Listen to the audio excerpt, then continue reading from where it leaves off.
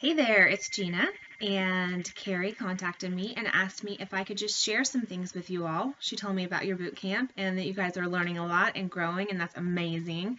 I'm so excited to see where this takes you. It makes my heart happy to see that Amber is doing this for you. This is amazing. Um, she mentioned that you guys were sitting under some teaching where the person was saying that whenever you're comparing yourselves to leaders in the company or just people that you're wanting to reach that same rank, that you should compare yourselves in a positive light instead of a negative light and look and see what they're doing and put some of those things into practice. And that's why she wanted me to share kind of what I'm doing, because a lot of you are hoping to get to platinum level and hopefully surpass me one day. And so I'm just going to be really honest about kind of what I do and the things that I have learned, and I'm not going to go into great detail, but I just want to tell you a few things that are on my heart, because this has been a major season the past probably 3 months of redirecting my heart and getting back to my original intent when I started the business. And I think that if I would have had someone mentoring me all along, then I may not have gone off in a million different directions and tried a million different things, and I might have just stuck with my original passion and my heart and worked within my own giftings. And so that's the biggest thing that I'm always going to preach, is that I'm not an expert, and really, we're all learning this together. So don't try to do everything that I'm doing in the way that I'm doing it, because it might not fit into your giftings. But the good thing about looking to people who are just a few steps ahead of you is you can look at what they're doing and say, what are they doing that fits in with my own heart, my own giftings, my own why, and how can I incorporate those things into my life? So when I very first began, it was all about the relationships. It was all about the one-on-one, the small group classes. Then it became about the relationship building in the team. And it was great. We were moving and grooving and growing, and everything was great. And then I started listening to other leaders, and a lot more leaders in the company started becoming more accessible, and through Periscope and through videos and YouTube and books and all these things. And so while all of those things are great, I'm one of those people that, when I became a new parent, I read every single parenting book I could get my hands on, and so I was trying a little of this and a little of that and a little of this and a little of that, and God literally sat me down one day in my kitchen. I remember we lived in Arizona at the time, and said, I created you to be these children's mother.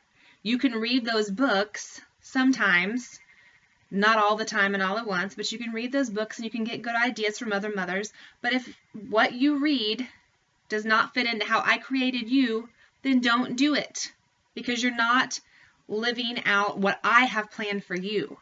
And so since he'd already dealt with me that way, I kind of felt him dealing with me that same way this fall, because I did start looking at all these different people and thinking, okay, well, the next level is diamond. So I've been at platinum now over a year.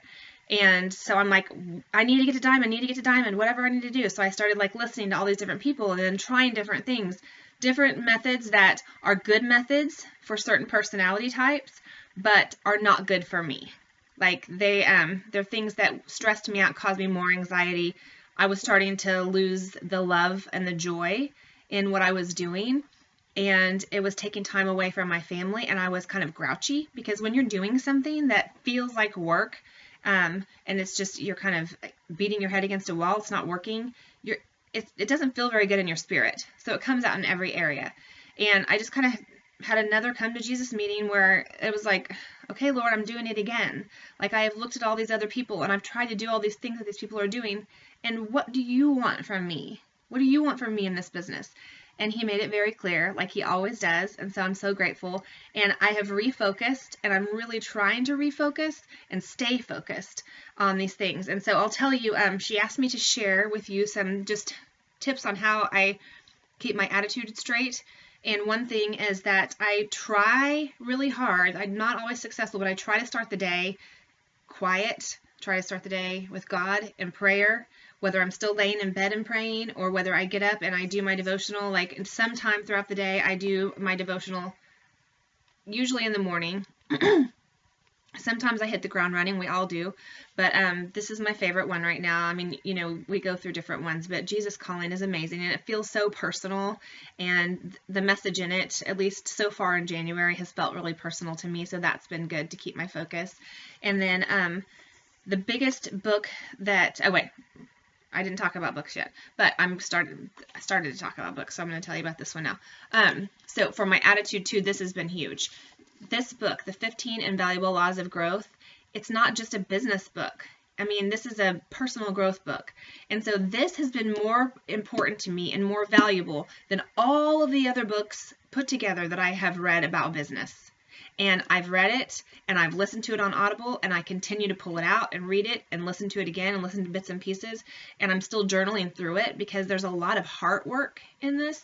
There's just a lot of like really getting down deep in what do I want the rest of my life to look like? What kind of legacy do I want to leave? Is everything that I'm doing working towards that? Or are some of these things pulling me away from that? And so this has been huge for me, totally refocusing, not trying to do all these other people's methods, but just refocusing in on growing myself. Because one thing that he's big on is that if you can grow your business by learning some tips and tricks on how to grow your business. There are ways you can grow it. It may or may not be sustainable, but if you grow yourself, your business will grow. It just will. And you won't have to like continually focus on all the different things. And then I'm educating myself this year, so I'm really about getting back to what my original heart was: relationships, health, helping people to get well, helping people to manage their finances, helping people to find some financial freedom, and mostly just freedom in their health, freedom in their own bodies, and just live a life of wellness. And in order to do that, then I can't always be trying to implement other people's methods. I need to be feeding myself with good information. And so one of the things that I have out a lot is this Nutrition 101 book, and it was written by Deborah and Sarah, Laura, and Karen. They're all in our upline. I trust them. I value what they have to say about nutrition and health. There is information in here about essential oils, but it's mostly, you know, nutrition. It's about how to really live a lifestyle of wellness. So that's what I want to be about. I'm not just about Young Living. I'm not just about selling products. I am about helping people get well and live well, because I know what it's like as someone who didn't for a really long time, and someone who lived in a great amount of pain for a long time, and I just have freedom, so I want to share that. And in order to share that, I have some of my own story to share, but then I also need to know some real meat to teach you guys and to teach everybody that I meet. So anyways, this is a big one for me. I also signed up for Dr. Axe's leaky gut class and system. I really, really like Dr. Axe. The thing with him, I don't understand this. He is with doTERRA. And so that like always is puzzling to me, but as far as his health advice and the classes that he gives and the trainings and stuff like that, it's really good stuff. So I'm learning a lot, because I know that in order for us to live lives of wellness, we have to heal our gut. It pretty much controls everything. And if we don't, we can pour oils and supplements and everything else on top of that, and we're not ever going to reach optimal wellness, excuse me. So there's that. And then as far as my daily life, like I'm really trying to prioritize and guard my time with my family, guard my time with the people who need me and who are reaching out to me. I'm trying to guard my calendar and also filter every need and every idea that is given to me through the lens of, is this pushing me closer to my goal, and does it feel right in my heart? Or is this something that's going to be taking time away from that? And from the beginning, there have always been lots of people on our team giving me lots of ideas of things that they would like for us to incorporate, because they see other teams doing those things. And so for a time, I spent some emotional energy on always wanting to be able to provide everyone with everything that they needed, and to be an encouragement, and to equip people. Like that's what we want to do: encourage, equip, and educate. So staying ahead of that is really hard, and it actually wasn't possible for me.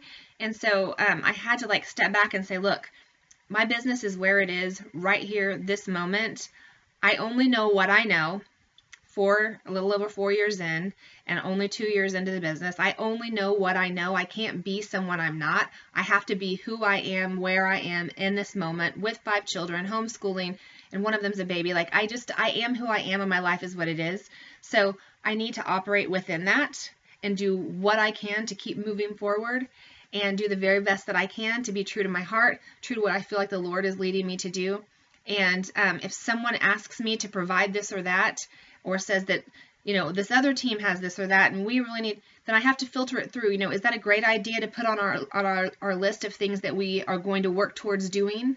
Or is that something that's going to pull us away from that? Is it necessary? Is it something that maybe that person could do for themselves in their own little team? And I'm able now to kind of just sit back and realize that sometimes in not providing those things that are asked of me, I'm actually equipping people to take the initiative and find their own inner strength and their own inner leader to be able to do those things themselves. And that feels good, because instead of feeling like I'm letting someone down, I can feel like this is empowering them.